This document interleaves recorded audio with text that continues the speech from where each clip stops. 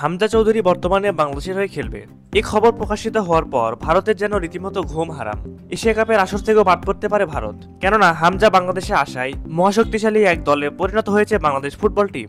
হামজা বাংলাদেশে আসায় কেন ভারতের ঘুম হারাম, তাই থাকছে আজকের ভিডিওতে। হামজা চৌধুরী এখন বাংলাদেশের ফুটবলার, এটি নিয়ে আর কারোর কোনো সন্দেহ থাকার কথা নয়।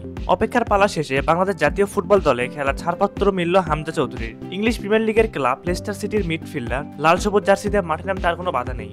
সুখবর পেয়ে ভীষণ উচ্ছ্বাসিত বাংলাদেশের ফুটবল সমর্থকরা। বাংলাদেশের ফুটবল সমর্থকরা খুশি হলেও খুশি হতে পারেননি আমাদের প্রতিবেশী দেশ ভারতের ফুটবল সমর্থকরা, কেননা ইংলিশ প্রিমিয়ার লিগে খেলা ফুটবলার শুধুমাত্র যে বাংলাদেশেরই আছে।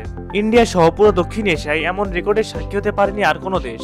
26 বছর বয়সী হামজা বর্তমানে ইংলিশ প্রিমিয়ার লিগের ক্লাব লেস্টার সিটিতে খেলছেন। ক্লাবের অধিনায়কত্ব করছেন এবং জিতেছেন এফএ কাপ। এছাড়া খেলেছেন ইউরোপের দ্বিতীয় সেরা ক্লাব টুর্নামেন্ট ইউরোপা লিগ ও এর পরের ধাপ উয়েফা কনফারেন্স লিগ। সামাজিক যোগাযোগ মাধ্যম ফেসবুকে দেশের সর্বোচ্চ ফুটবল নিয়ন্ত্রক সংস্থা বাফুফের স্বীকৃত পেজে প্রকাশিত ভিডিও বার্তায় হামজা বলেছেন, আমি হামজা বলছি, সব প্রক্রিয়া শেষ হয়ে যাওয়ায় আমি অনেক খুশি। বাংলাদেশের হয়ে খেলতে আমার আর তস হয়েছে না, আশা করছি শীঘ্রই দেখা হবে। ইংল্যান্ডের লেস্টার শায়ারে জন্ম নেওয়া হামজাকে নিয়ে আগ্রহ তুঙ্গে থাকার কারণ হলো তিনি প্রিমিয়ার লিগের ক্লাবে খেলছেন। ইউরোপে এত উঁচু পর্যায়ে ক্লাব ফুটবলে খেলার অভিজ্ঞতা নিয়ে জামাল ও তারিকের বাংলাদেশের জার্সি গায়ে মাঠে নামার জন্য আর তস হয়েছে না হামজার।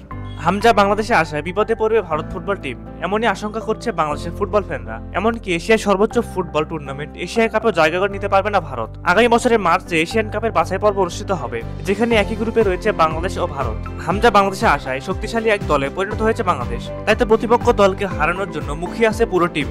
বিশেষ করে ভারতকে হারাতে পারলে এশিয়ান কাপে সরাসরি কোয়ালিফাই করতে এক ধাপ এগিয়ে যাবে বাংলাদেশ, আর সেক্ষেত্রে বাদ পড়তে পারে ভারত। সবকিছু ঠিকঠাক থাকলে ভারতকে হারিয়ে এশিয়ান কাপে জায়গা করে নেবে বাংলাদেশ। প্রিয় দর্শক, আপনাদের কি মনে হয়, হামজা কি পারবে ভারতের ঘুম হারাম করতে?